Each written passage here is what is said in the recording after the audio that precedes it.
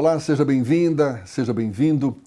Em um cenário de grandes transformações sociais, desafios institucionais e uma exigência cada vez maior da sociedade por uma postura firme contra a impunidade, o Ministério Público da Bahia tem procurado ampliar sua participação, sua presença no dia a dia, no cotidiano do cidadão. Da defesa dos direitos fundamentais à fiscalização do poder público, a atuação do MP Bahia ganha importância cada vez maior nos dias de hoje. Para a gente conhecer quais as prioridades, os obstáculos, os caminhos dessa atuação, a gente conversa com a Procuradora-Geral Adjunta do Ministério Público da Bahia, Norma Cavalcante, nossa convidada. Muito obrigado por aceitar nosso convite, seja bem-vinda. Eu que agradeço, é um prazer muito grande estar aqui com vocês. Como é que o Ministério Público atua no combate à corrupção em prefeituras, câmaras municipais, Bahia fora? Quais são os maiores entraves para responsabilizar os agentes públicos? O Ministério Público tem grupos de atuação de todas as áreas, né? Hoje nós temos grupos de controle ao patrimônio público e nós temos os prefeitos têm foro especial, cabe ao Procurador-Geral, em casos de crimes, fazer atuação no papel acusador nessas situações. Antes, na minha administração, tinha um grupo denominado Grupos de Crimes contra Prefeitos. Na administração agora de Dr. Pedro, esse grupo foi diluído e existe um grupo de combate aos ilícitos de autoridades com foro especial. E, dentre desses, tem um grupo realmente ligado aos prefeitos. Mas nós estamos, o Ministério Público também tem caminhado agora para a consensualidade, para a resolutividade, mas no sentido de orientação, né? As provas são muito difíceis, são técnicas, o que nós temos muita dificuldade de adquirir corpo técnico para trabalhar no estudo de documentação. A senhora está falando que além do papel de encaminhar denúncias, existe um papel educativo também do Ministério Público, é isso? Existe também. E muitas questões que podem estar antes de um processo judicial, hoje nós temos o grupo nosso de compor, de autocomposição, que podemos fazer acordos com tarefas a serem cumpridas pelas partes para que não chegue ao processo penal, ou processo administrativo, ou outros processos. Então, assim, é um trabalho realmente. Hoje nós temos, agora no período de São João, nós temos o painel dos festejos juninos. Nós estamos mostrando a transparência do que o gestor tem gasto, para que sejam realmente analisados, mostrando que nós estamos em um estado pobre, mas também o São João na nossa terra é como se fosse o nosso Natal, né? O Natal das pessoas de classe média, o São João não. O São João, todo o interior, sou do interior, chega em cada casa tem uma fogueirinha. Então, nós não podemos proibir o São João. O que nós tentamos apurar realmente se há um desvio do dinheiro público em causa própria, um desvio, mas que o dinheiro é curto e o dinheiro do Estado é um só para todos nós, né? E nesse caso tem que haver a disponibilidade dos gestores, sim, não a disponibilidade orçamentária, isso. Ao acesso tanto do Ministério Público quanto da população em geral esses gastos. E há denúncias de que prefeituras acabam gastando milhões com contratação de artistas, ao mesmo tempo em que não oferecem serviços de saúde. É algo que chama a atenção do Ministério Público também? É mais ou menos nesse sentido? Né? Já chamou a atenção. Na minha gestão anterior, que eu era Procuradora-Geral, teve um caso emblemático que nós terminamos entrando com ações para proibir um grande cantor nacional do show, né? Que era um show no valor de R$1 milhão. Estava no período que havia chuvas de uma cidade e o gestor municipal dizia que era um sonho ter aquele cantor. O juiz local, o promotor local entrou com ação de impedimento, foi acatado pela justiça, o tribunal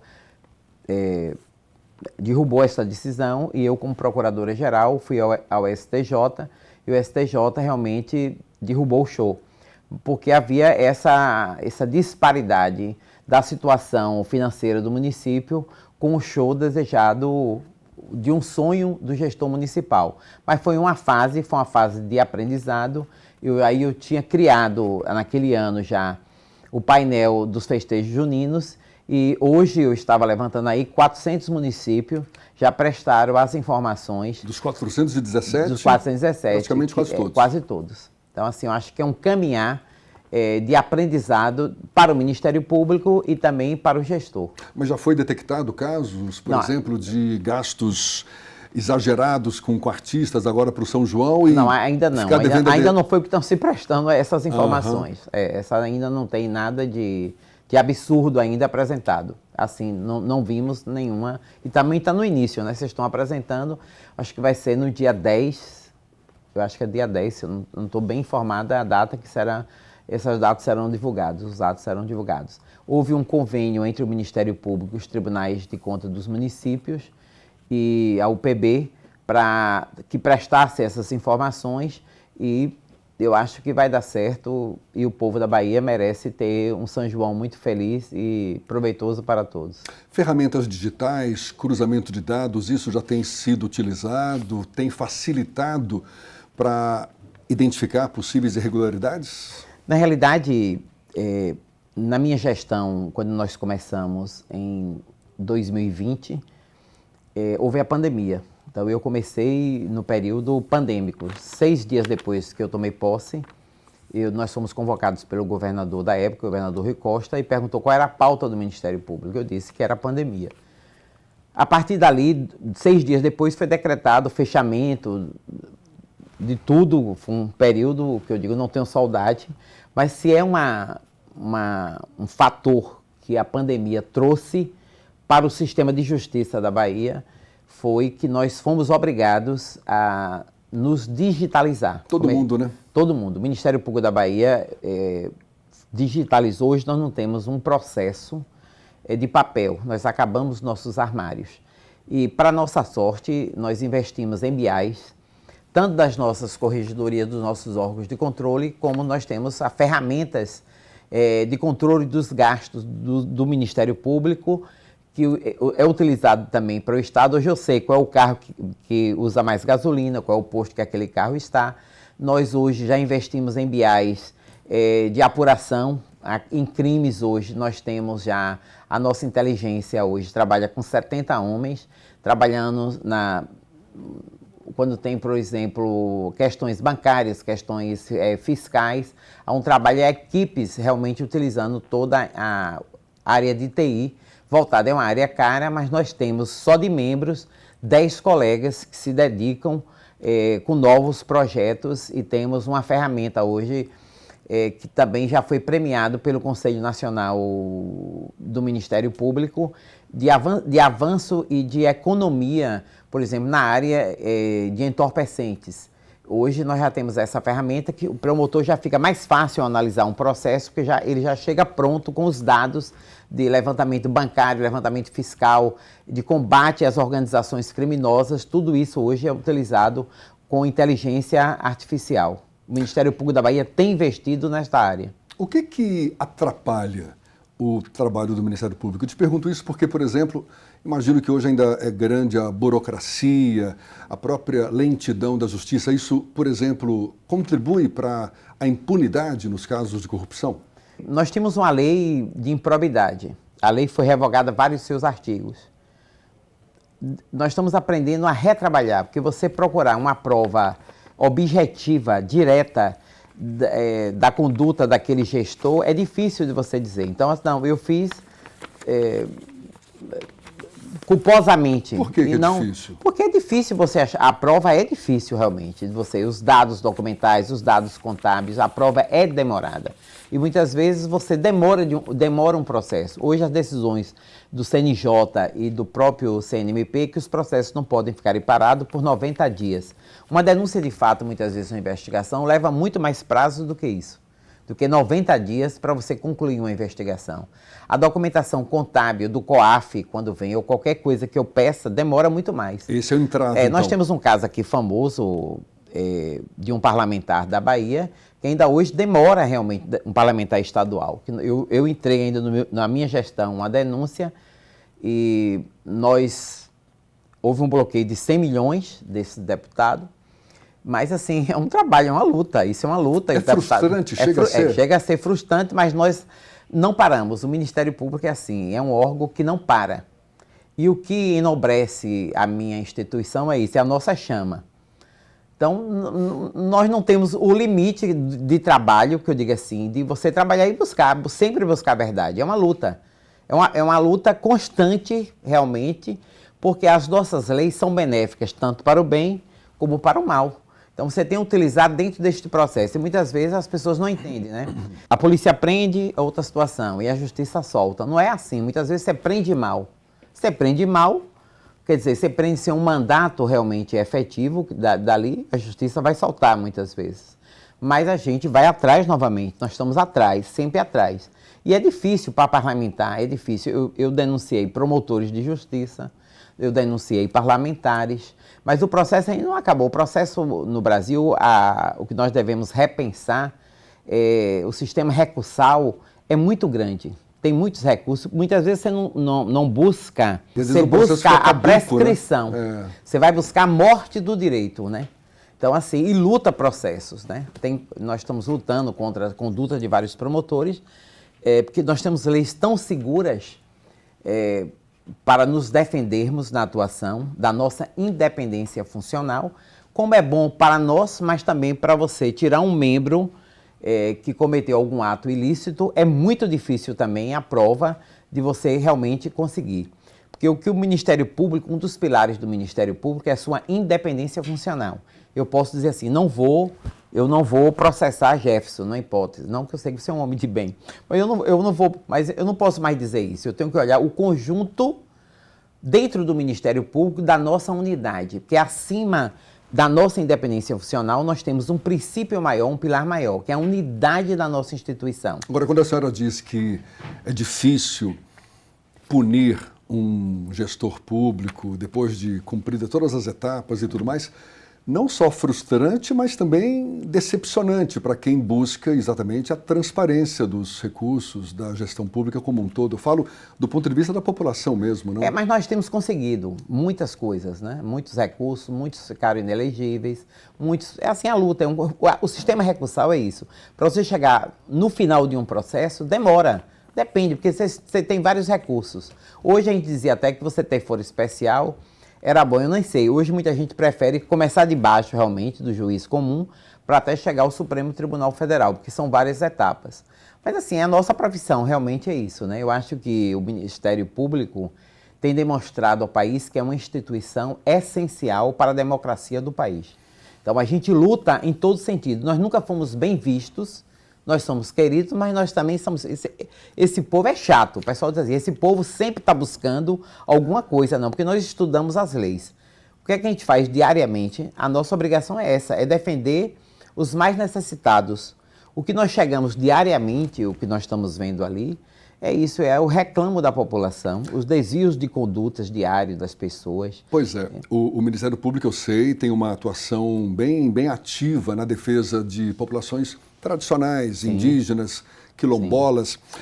Como é que se garante a efetividade de uma iniciativa, de uma defesa como essa, diante de pressões econômicas, de obras, enfim, interesses econômicos? Mas essa resposta a gente vai segurar para depois do intervalo. A gente volta já nessa conversa com a Procuradora-Geral Adjunta do Ministério Público da Bahia, Norma Cavalcante. É um instante só.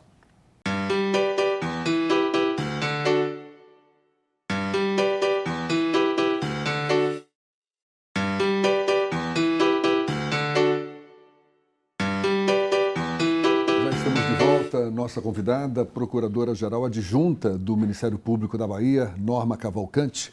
Um dos papéis do Ministério Público é exatamente a defesa dos direitos fundamentais da população em geral, especialmente dos mais vulneráveis, caso dos indígenas, população quilombola.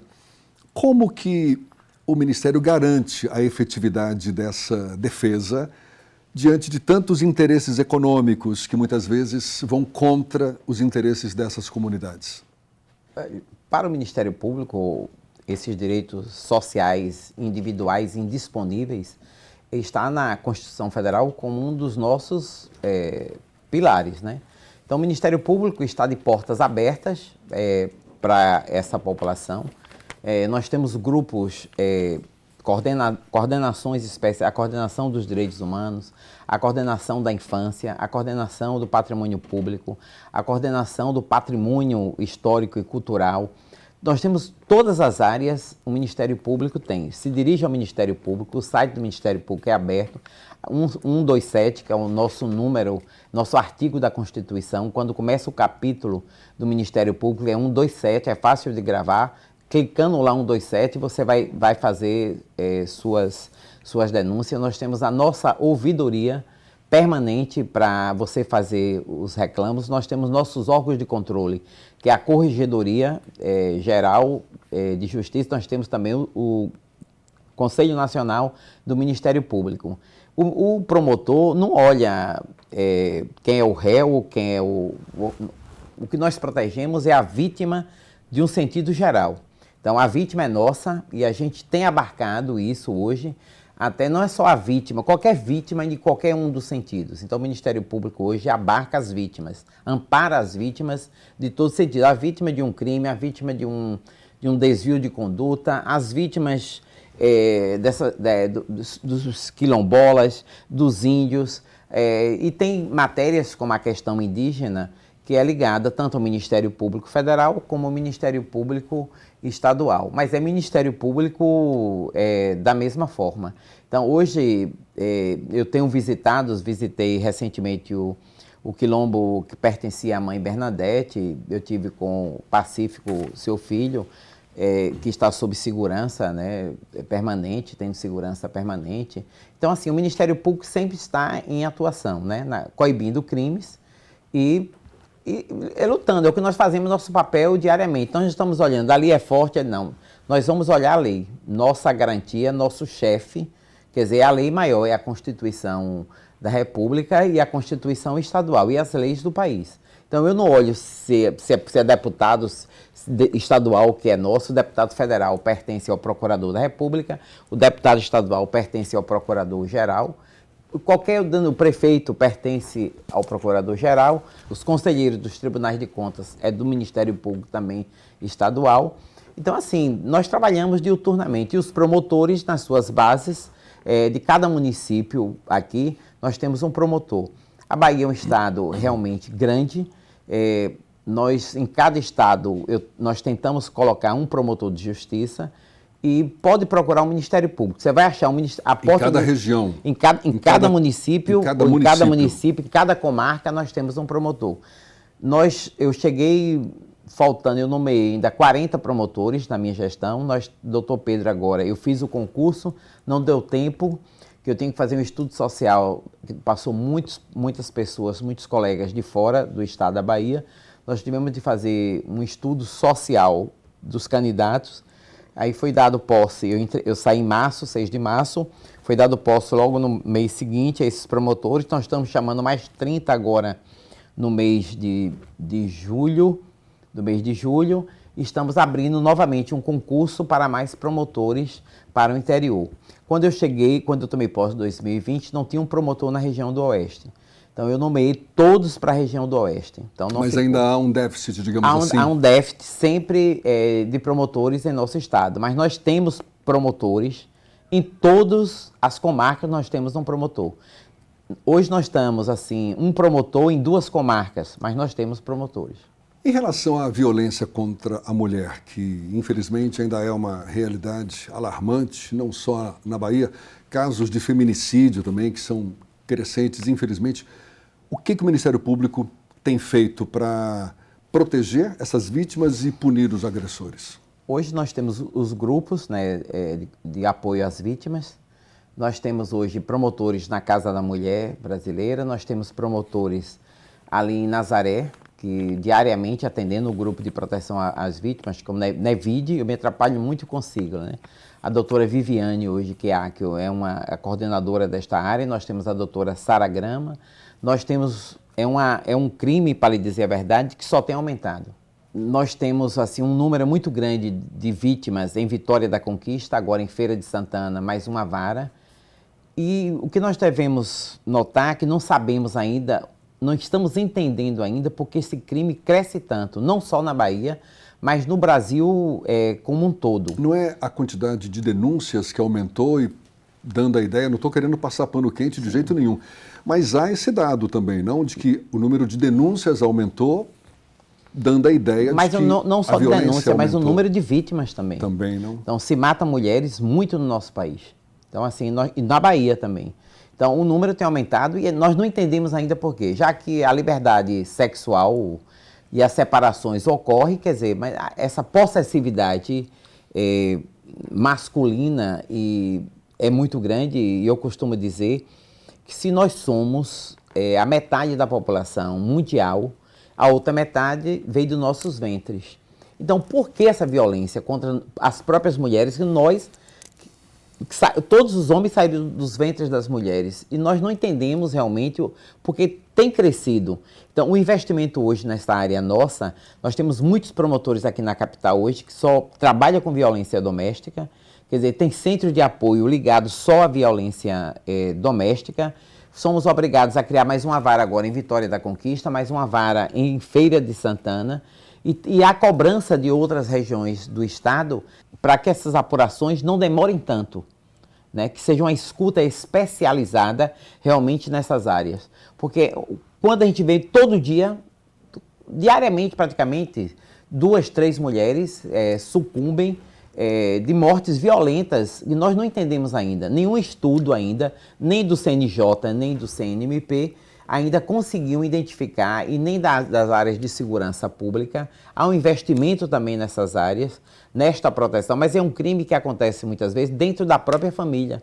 Então fica muito difícil você acudir e pedir o socorro, mas nós temos 127 também, é importante que você não aceite qualquer tipo de violência e nos procure, que você vai ser acolhida, você mulher, você vítima. Nós temos hoje um núcleo de apoio às vítimas, principalmente vítimas de violência doméstica. Como é que a senhora avalia o atual momento brasileiro de polarização política e ideológica, discursos de ódio que se acirram muito em redes sociais, até em instituições públicas também? Isso contribui para dificultar a defesa dos direitos fundamentais, a defesa da própria democracia? Como é que a senhora avalia? A polaridade faz parte da democracia, eu digo sempre isso, né? Os exageros não, né? Eu acho que o recrudescimento não, né? Eu acho que o Ministério Público, como é o guardião da democracia, nós temos a obrigação de defender realmente a democracia. Acho que historicamente o país vai caminhar realmente para uma pacificação, ou hoje ou amanhã. Isso é de fundamental importância, e é outro momento que nós vivemos, não só aqui, mas nos outros países. Nós estamos vendo realmente essa dificuldade da radicalização da política como um todo. Mas eu acho que eleições democráticas fortalecem e vai diminuindo as tensões, não é? Então, isso é importante. E o que a democracia brasileira tem se firmado, que as instituições têm funcionado. Mesmo nas crises existentes, funciona o judiciário, funciona o executivo, funciona o legislativo, não tem parado realmente de trabalhar. Eu acho que nós somos uma democracia jovem, né? Eu acho que a democracia, a partir de 88 da Constituição Federal, tem dado este fortalecimento, e o que mais engrandeceu a Constituição, trouxe como instituição nova, foi o Ministério Público. Não existe um Ministério Público mundial como o nosso. Então, o Ministério Público aqui, com as características do Ministério Público brasileiro, só existe realmente no Brasil. Qual é né? o grande diferencial? É o grande diferencial que houve na Constituição Federal, foi o papel do Ministério Público, que não ficou entre os 3 poderes, mas ficou como um 4º poder, quase que eu digo isso, né? E de vez em quando, assim, nós somos atacados, não pelos nossos erros, mas eu acho que nós somos atacados mais pelos nossos acertos, né? Nós já enfrentamos PEC, e eu tenho orgulho de dizer que eu já exerci, eu sou a única mulher que fui presidente da minha associação de classe nacional em 57 anos, E eu liderei 16 mil homens e mulheres, que eu digo, nós somos instituição, temos erros, mas nós temos mais acertos, de homens e mulheres de bem. Nós lutamos para defender o poder investigatório do Ministério Público. Seria muito pior se o Ministério Público não pudesse investigar, se a imprensa não pudesse investigar, se não houvesse a investigação pelo Parlamento brasileiro e se a investigação fosse exclusiva da polícia. Mesmo agora, com esse novo projeto apresentado pelo governo federal, nós descobrimos recentemente que tem lá um artigo que nós já estamos trabalhando contra, apresentando argumentos e notas técnicas ao Parlamento brasileiro, que lá tem uma frase, fica a polícia com a exclusividade do poder investigatório. Nós somos contra. Eu acho que a investigação é livre até pela população, que nos traz dados tanto para a imprensa como nos traz dados de investigação para o Ministério Público. Eu digo, seria muito pior, mesmo com os nossos erros e nossas falhas, se nós não pudéssemos investigar. Eu acho que é importante continuar e lutaremos sempre para que o Ministério Público mantenha essas características de poder investigar e controlar realmente o controle externo da atividade policial, controlar e trabalhar para que a criminalidade realmente diminua e a criminalidade nunca vai deixar de existir, nunca vai deixar. Mas nós queremos números muito melhores, né? Que nós saiamos dessa crise que nós vivemos, um país de uma crise que em algum momento vai acabar. Então, nós trabalhamos para isso. Como é que a senhora avalia o nível de confiança da sociedade no Ministério Público? O que tem sido feito para estreitar essa relação? Na realidade, nós somos até bem avaliados. Nós somos sempre bem avaliados. Dentro do sistema de justiça, o Ministério Público sempre foi bem avaliado. Não é? Nós temos nossas portas abertas, eu digo isso, é uma instituição democrática. Nós temos por dever realmente fazer a escuta especializada por nossas ouvidorias, por nossos órgãos de controle. As portas do Ministério Público devem estar sempre abertas, né? Atender a população é o que nós fazemos diariamente. Nós nunca recusamos de atender uma pessoa. Eu fui promotora da área criminal, nunca deixei de atender familiares de réu. Muitas vezes eu dizia, eu não posso lhe atender, mas vai ter um à frente que lhe atende. Eu acho que é um direito das pessoas serem escutadas, serem ouvidas, levarem seus problemas, e nós temos na nossa instituição essa pegada, como eu digo, de lutar por uma sociedade mais livre, uma sociedade que tenha seus direitos reconhecidos. Para a gente encerrar, qual o legado que a senhora espera deixar durante a sua atuação no Ministério Público? Tem algum desafio específico que a senhora considere prioritário? Eu acho que, como mulher, o que eu desejo é ser exemplo do bem. Que outras mulheres lutem, sonhem, né? Lutem por seus objetivos, ultrapassem seus limites. Eu acho que isso é importante. Hoje eu digo, se diz que eu sou um exemplo para as mulheres do Ministério Público brasileiro, é lutar pelos direitos da população brasileira, lutar pelos direitos das mulheres, no sentido de que nós podemos fazer o que nós desejarmos fazer. Nós temos tanta competência como os parceiros homens.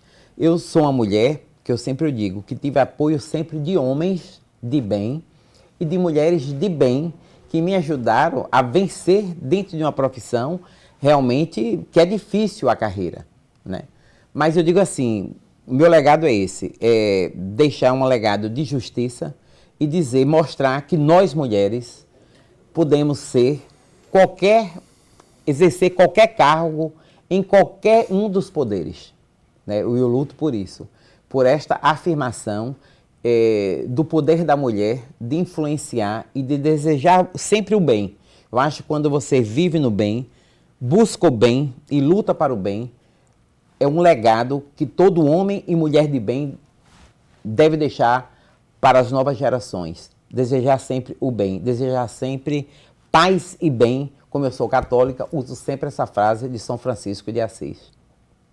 Maravilha. Procuradora Norma Cavalcante, Procuradora-Geral Adjunta do Ministério Público do Estado da Bahia. Muito obrigado pela sua disponibilidade. Um abraço, até uma próxima. Eu que agradeço e fico feliz de representar o Ministério Público, não só da Bahia, mas o Ministério Público brasileiro. Procure o Ministério Público está aí para lhe ajudar, para lhe acolher. E muito obrigado, claro, a você também que acompanhou essa nossa conversa. Até uma próxima. Um abraço. Até lá.